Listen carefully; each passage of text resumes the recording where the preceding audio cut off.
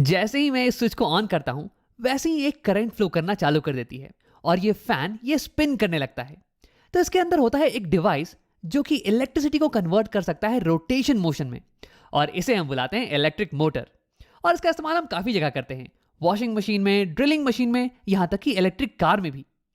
लेकिन यार बड़ा सवाल ये है कि देखो, करंट तो होता है फ्लो ऑफ इलेक्ट्रॉन्स, तो यार ये छोटे छोटे इलेक्ट्रॉन्स ये इस बड़े से पंखे को स्पिन कैसे कर पा रहे हैं?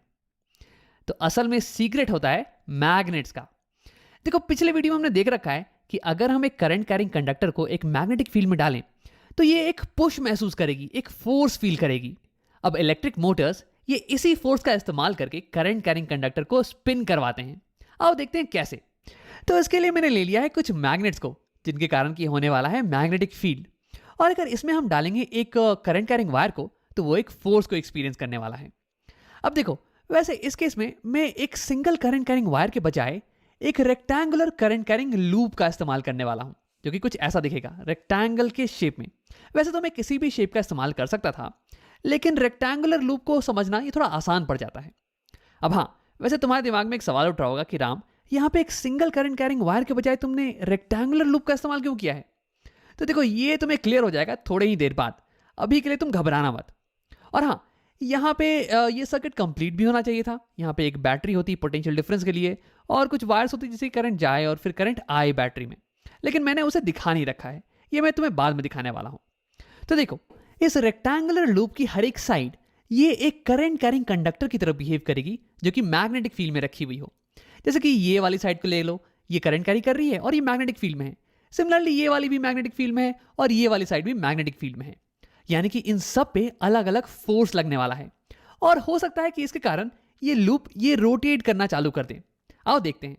अब ये लूप कैसे मूव करेगा, ये पता लगाने के लिए तो मुझे हर साइड पे लगने वाले फोर्स की डायरेक्शन का पता लगाना पड़ेगा। और इसके लिए हम इस्तेमाल करने वाले हैं फ्लेमिंग के लेफ्ट हैंड रूल का, जो कि कहता है कि अपने लेफ्ट हैंड की तीनों उंगलियों को कुछ ऐसे खोलना कि ये एक दूसरे के परपेंडिकुलर हो। तो उसके बाद थंब तुम्हें फोर्स की डायरेक्शन बताएगी, फोर फिंगर मैग्नेटिक फील्ड की डायरेक्शन बताएगी, और मिडिल फिंगर ये करंट की डायरेक्शन बताएगी, FBI। अब देखो, हर साइड पे फोर्स की डायरेक्शन का पता लगाने के लिए मैं उंगलियों को करंट और मैग्नेटिक फील्ड के डायरेक्शन में अलाइन करने वाला हूं। तो अब यही करते हैं, हर साइड पे लगने वाले फोर्स की डायरेक्शन का पता लगाते हैं। लेकिन इसके पहले कि मैं तुम्हें ये करके दिखाऊं, क्यों नहीं वीडियो को पॉज करो और खुद से एक बार ट्राई करो। अब अगर तुमने ट्राई कर लिया तो आओ देखते हैं। सबसे पहले इस पिंक वायर पे लगने वाले फोर्स का पता लगाते हैं। तो देखो, यहां पे करंट जा रहा है अंदर की तरफ, तो यानी कि मेरी मिडिल फिंगर ये अंदर की तरफ पॉइंट करनी चाहिए। और यहाँ पे मैग्नेटिक फील्ड ये लेफ्ट डायरेक्शन में, तो यानी कि फोर फिंगर ये लेफ्ट डायरेक्शन में पॉइंट करेगा। तो फिर अगर मैं अपने लेफ्ट हैंड को अलाइन करूं, तो फिर ये कुछ ऐसा दिखने वाला है। देखो, यहाँ पे थंब ये ऊपर की तरफ पॉइंट कर रही है, यानी कि पिंक वायर पे फोर्स ये ऊपर की तरफ लग रहा होगा। अब अगर मैं सेम चीज इस ब्लू वायर के साथ करूं, तो यहाँ पे मुझे कुछ ऐसा दिखने वाला है। देखो, हमारी थंब ये नीचे की तरफ पॉइंट कर रही है, यानी कि ब्लू वायर पे फोर्स ये नीचे की तरफ लग रहा होगा। अब आप बात करते हैं इस वायर की। देखो, इस केस में करंट ये राइट जा रहा है और मैग्नेटिक फील्ड ये लेफ्ट जा रही है। तो यार, यानी कि करंट और मैग्नेटिक फील्ड ये दोनों ही एक दूसरे के पैरेलल हैं। अब याद करो कि हमने पिछले एक वीडियो में पढ़ रखा है कि अगर करंट और मैग्नेटिक फील्ड ये दोनों पैरेलल हो जाएं, तो यानी कि इस केस में कोई भी फोर्स नहीं लगने वाला है। तो यानी कि इस समय इस वायर पे तो कोई भी फोर्स नहीं लग रहा है। सिमिलरली इस वायर पे भी, यहाँ पे भी करंट और मैग्नेटिक फील्ड ये एक दूसरे के पैरेलल हैं। तो यानी कि इस केस में हमारी कॉइल पे केवल दो ही फोर्स लग रहे हैं, इस पे ऊपर की तरफ, इस पे नीचे की तरफ। अब मैं इसे दिखा देता हूं कुछ ऐसे। तो अब क्या तुम अंदाजा लगा सकते हो कि हमारी कॉइल ये कैसे मूव करने वाली है? तो इसे दिखाने के लिए मेरे पास एक वीडियो है। देखो, यहां पे मैंने एक बोर्ड को ले लिया है और मान लो कि ये हो गई रेक्टेंगुलर कॉइल। तो यानी कि इस साइड पे फोर्स लग रहा है ऊपर की तरफ और इस साइड पे फोर्स लग रहा है नीचे की तरफ। तो ये कॉइल कुछ ऐसे स्पिन करने लगेगी। देखो, यहां पे स्पिनिंग हो रही है क्लॉकवाइज डायरेक्शन में। तो यानी कि हमारे केस में भी हमारी कॉइल ये क्लॉकवाइज डायरेक्शन में स्पिन करने लगेगी, कुछ ऐसे। अब देखो, अभी तक तो इस वायर पे लगने वाला फोर्स और इस वायर पे लगने वाला फोर्स ये बिल्कुल ही सेम रहने वाले हैं, क्योंकि देखो, अभी भी इस वायर पे करंट ये अंदर की तरफ जा रही है और मैग्नेटिक फील्ड ये अभी भी लेफ्ट की डायरेक्शन में है। तो यानी कि फोर्स ये अभी भी ऊपर की तरफ होने वाला है। सिमिलरली इस पे फोर्स ये अभी भी नीचे की तरफ होने वाला है। लेकिन तुम अभी ये सोच सकते हो कि राम, ये वाला वायर ये तो अब मैग्नेटिक फील्ड के पैरेलल नहीं रहा। पहले ये पैरेलल था तो इसलिए इस पे कोई भी फोर्स नहीं लग रहा था, लेकिन अब तो यार ये कुछ एंगल बना रहा है। तो यानी कि इस पे कुछ ना कुछ फोर्स लगना चाहिए। तो हाँ, तुम बिल्कुल सही हो। और सिमिलरली इस वायर पे भी अब कुछ ना कुछ फोर्स लगना चाहिए। लेकिन अगर तुम ये सोच रहे हो कि ये इन दोनों वायर पे लगने वाला फोर्स ये हमारे स्पिनिंग मोशन को अफेक्ट करेंगे ना, तो ये सही नहीं है। आओ देखते हैं कैसे। तो अगर मैं इस वायर पे फ्लेमिंग का लेफ्ट हैंड रूल लगाऊं, तो देखो यहां पे मैग्नेटिक फील्ड ये लेफ्ट डायरेक्शन में जा रही है और हमारी करंट ये थोड़ी नीचे के डायरेक्शन में पॉइंट कर रही है। तो यानी कि फ्लेमिंग का लेफ्ट हैंड रूल ये कुछ ऐसा दिखने वाला है। हाँ, तो यानी कि हमारी थंब ये पॉइंट कर रही है अंदर के टुवर्ड्स, यानी कि इस वायर पे फोर्स ये लगने वाला है अंदर की तरफ। और सिमिलरली अगर मैं इस वायर पे फ्लेमिंग का लेफ्ट हैंड रूल लगाऊं, तो ये कुछ ऐसा दिखने वाला है। तो यानी कि इस केस में हमारी थंब ये बाहर की टुवर्ड्स पॉइंट कर रही है, यानी कि इस वायर पे फोर्स ये बाहर की टुवर्ड्स लगने वाला है। तो यार ये दोनों फोर्सेस ये हमारे कॉइल के साथ कर क्या रही हैं? तो देखो ये दोनों फोर्सेस ये हमारे कॉइल को खींचने की कोशिश कर रही हैं ऑपोजिट डायरेक्शन में।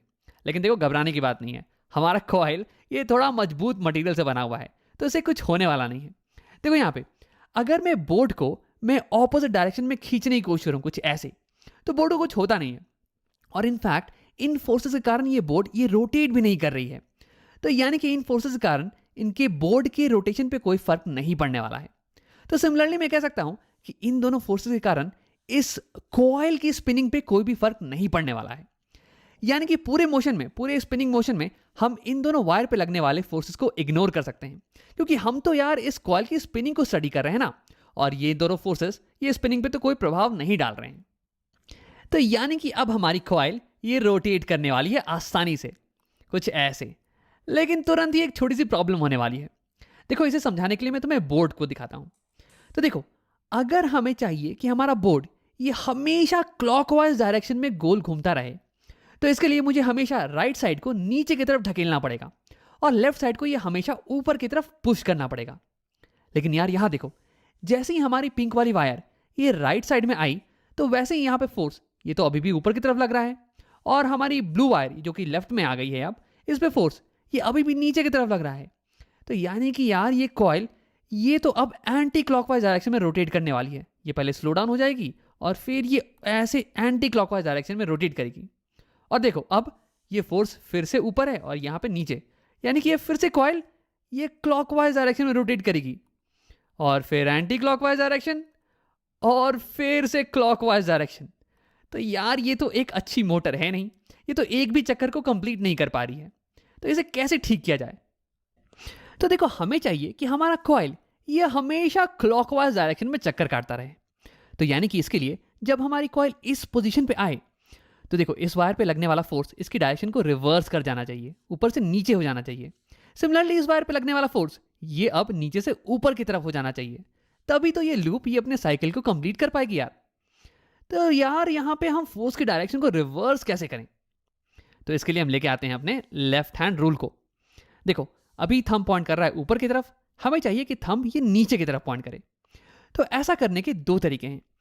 या तो तुम, पहला तरीका यह है कि तुम मैग्नेटिक फील्ड की डायरेक्शन को रिवर्स कर दो, ये भी लेफ्ट पॉइंट कर रही है इसे राइट कर दो, लेकिन करंट की डायरेक्शन को सेम रखना। अब इसे खुद से अगर तुम ट्राई करोगे ना, तो तुम्हें दिखेगा कि तुम्हारी थंब ये नीचे की तरफ पॉइंट कर रही है। लेकिन यार इसे कर पाना प्रैक्टिकल लाइफ में ये थोड़ा मुश्किल पड़ता है। हमें मैग्नेटिक फील्ड की डायरेक्शन को रिवर्स करने के लिए ये मैग्नेटिक पोल्स को रिवर्स करना पड़ेगा। अब यार ये थोड़ा सा पेचीदा हो जाता है, तो इसे हम नहीं करने वाले हैं। अब देखो दूसरा तरीका ये है ना कि मैग्नेटिक फील्ड की डायरेक्शन को तुम सेम रखो, लेकिन करंट की डायरेक्शन को रिवर्स कर दो। और अगर तुम ऐसा करोगे तो देखो तुम्हारी हैंड कुछ ऐसे दिखेगी। देखो थंब ये नीचे की तरफ पॉइंट कर रहा है, यानी कि अब इस वायर पे फोर्स ये नीचे की तरफ पॉइंट करने वाला है। तो यानी कि ऐसे ही अगर मैं पूरे कॉइल में करंट को रिवर्स कर दूं, तो यानी कि हर जगह पे फोर्स ये अब रिवर्स हो जाने वाला है। इस वायर पे फोर्स अब नीचे की तरफ लगेगा, इस वायर पे फोर्स अब ऊपर की तरफ लगेगा, और हमारी कॉइल ये अब क्लॉकवाइज डायरेक्शन में अपने चक्कर को पूरा कर पाएगी। अब देखो अगर तुम सोच रहे होगे कि राम तुम यहाँ पे करंट की डायरेक्शन को रिवर्स कैसे करने वाले हो, तो इसके बारे में हम तुरंत बात करने वाले हैं, घबराओ नहीं। इंपॉर्टेंट चीज ये है कि जैसे ही मेरी कॉइल आधा चक्कर को कंप्लीट करेगी, वैसे ही हमें करंट की डायरेक्शन को रिवर्स करना पड़ेगा। तो अब इस हाथ को हटाते हैं और यहाँ पे करंट की डायरेक्शन को स्विच करते हैं। तो देखो जैसे ही मैंने करंट को स्विच किया, हमारी फोर्सेस की डायरेक्शन ये भी स्विच हो गई, और अब हमारे ये कॉइल ये क्लॉकवाइज डायरेक्शन में चक्कर को पूरा कर सकता है, कुछ ऐसे। लेकिन देखो जैसे ही ये वाली पोजीशन आएगी, ये ब्लू वाला वायर राइट में और पिंक वाली वायर लेफ्ट में, तो हमारे फोर्सेस ये अब ऑपोजिट डायरेक्शन में पॉइंट कर रहे हैं। ये राइट में फोर्स ऊपर है, लेफ्ट में फोर्स नीचे है। तो यार अब तो हमारी कॉइल ये कंटिन्यू नहीं कर सकती है। तो यहाँ भी हमें सेम चीज़ को करना पड़ेगा।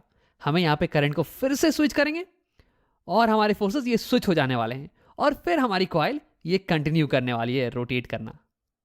तो यानी कि अगर हम हर आधे साइकिल के बाद करंट की डायरेक्शन को स्विच कर देना तो फिर फोर्स की डायरेक्शन भी स्विच हो जाने वाली है और हमारा ये लूप ये कंटिन्यूसली रोटेट करता रहेगा क्लॉकवाइज डायरेक्शन में। तो यहाँ पे हमने इलेक्ट्रिसिटी को कन्वर्ट कर दिया है रोटेशन मोशन में। अब हाँ, वैसे ही इस एनिमेशन में मैं हमेशा इसे पॉज कर दे रहा हूँ जब भी करंट स्विच कर रही है ताकि तुम इसे क्लियरली देख पाओ, लेकिन असलियत में ये कंटिन्यूसली होता रहता है। अब देखो एक आखिरी चीज, हम कैसे इस कॉइल को एक बैटरी से कनेक्ट करें ताकि इसमें हमेशा एक करंट फ्लो करता रहे, और हम ये कैसे हासिल करें कि हर आधे साइकिल के बाद इस कॉइल में करंट की डायरेक्शन ये स्विच कर जाएगी ताकि ये कंटिन्यूसली क्लॉकवाइज डायरेक्शन में गोल घूमता रहे। तो इसके लिए मेरे पास यहाँ पे एक बैटरी और ये कनेक्टेड है कुछ वायर से। अब मैं इन वायर्स को डायरेक्टली ज्वाइन कर देने वाला हूँ अपने कॉइल से, कुछ ऐसे।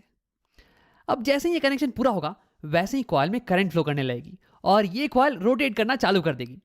लेकिन देखो इस कॉइल के साथ साथ ये वायर्स ये भी रोटेट करने लगेंगे और ये उलझने लगेंगे कुछ ऐसे।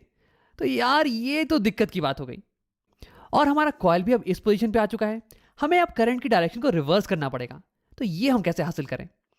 तो देखो इसके लिए हम बैटरी को रिवर्स कर सकते हैं या फिर हम इस कनेक्शन को रिवर्स कर सकते हैं। मैं इस वायर को यहां ज्वाइन कर दूंगा और इस वायर को यहां, ताकि करंट ऑपोजिट डायरेक्शन में फ्लो करे और फिर फोर्स की डायरेक्शन ये भी रिवर्स हो जाए कुछ ऐसे।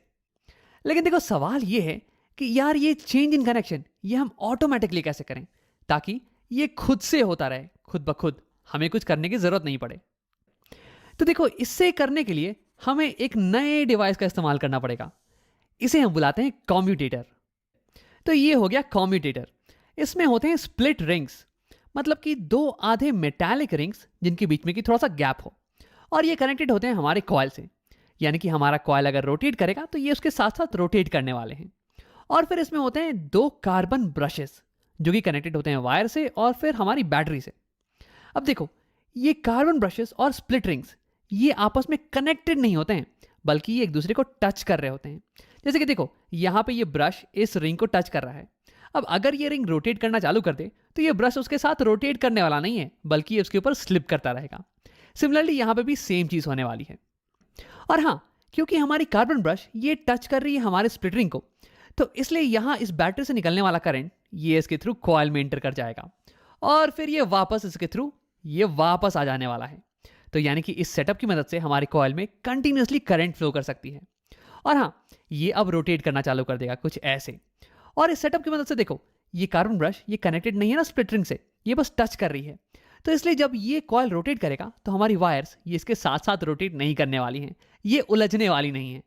तो अब यहाँ पे एक प्रॉब्लम तो सॉल्व हो गई।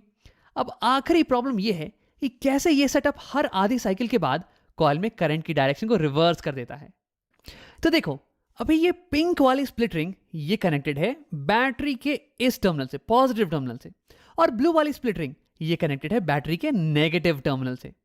लेकिन ध्यान देना आधे साइकिल के बाद क्या होता है, ये जब हमारी कॉइल ये इस पोजीशन पे आ जाए तो देखो ये पिंक वाली स्प्लिट रिंग ये अब इस ब्रश के साथ कांटेक्ट में है, यानी कि बैटरी के नेगेटिव टर्मिनल के साथ, और ये ब्लू वाली रिंग ये बैटरी के पॉजिटिव टर्मिनल के साथ कांटेक्ट में है। तो यानी कि अब करंट ये ऐसे जाएगा और ये कॉइल में ऐसे एंटर करने वाला है, ऐसे यानी कि ऑपोजिट डायरेक्शन में, और फिर ये ऐसे निकल के ये वापस आ जाने वाला है। यानी कि कॉइल में करंट की डायरेक्शन ये रिवर्स हो चुकी है कुछ ऐसे। तो यानी कि फोर्स की डायरेक्शन ये भी रिवर्स हो जाएगी और इसका मतलब कि हमारा कॉइल ये क्लॉकवाइज डायरेक्शन में रोटेट करना कंटिन्यू करेगा कुछ ऐसे। लेकिन कब तक? ये देखो ये फिर से कांटेक्ट यहाँ पे चेंज। हाँ देखो ये पिंक वाली रिंग ये अब फिर से वापस से कांटेक्ट में आ गई है पॉजिटिव टर्मिनल के साथ, और ये ब्लू वाली रिंग ये कांटेक्ट में है अब नेगेटिव टर्मिनल के साथ।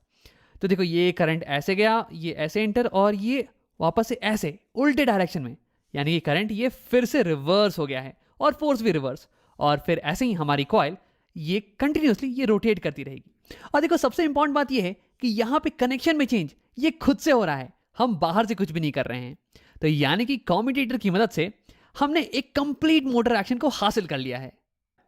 तो इस वीडियो में हमने देखा कि एक मोटर में होते हैं कुछ मैग्नेट्स और एक करंट कैरिंग कॉइल। और ये मैग्नेटिक फील्ड इस कॉइल को पुश करने वाली है, इसे रोटेट करवाने वाली है। और इंपॉर्टेंट चीज ये है ना कि जब ये कॉइल इस पोजीशन पे आए तो फिर करंट की डायरेक्शन को हमें रिवर्स करना पड़ेगा। और इसके लिए हम इस्तेमाल करते हैं कॉम्यूटेटर का, जिसमें कि होते हैं कुछ स्प्लिट रिंग्स और कार्बन ब्रशेस। अब जैसे ही करंट की डायरेक्शन रिवर्स होगी वैसे ही फोर्स की डायरेक्शन भी रिवर्स हो जाएगी, जिसके कारण कि ये कॉइल ये कंटिन्यूअसली एक ही डायरेक्शन में रोटेट करता रहेगा। तो ऐसे हमने इलेक्ट्रिसिटी को कन्वर्ट कर दिया है रोटेशन मोशन में।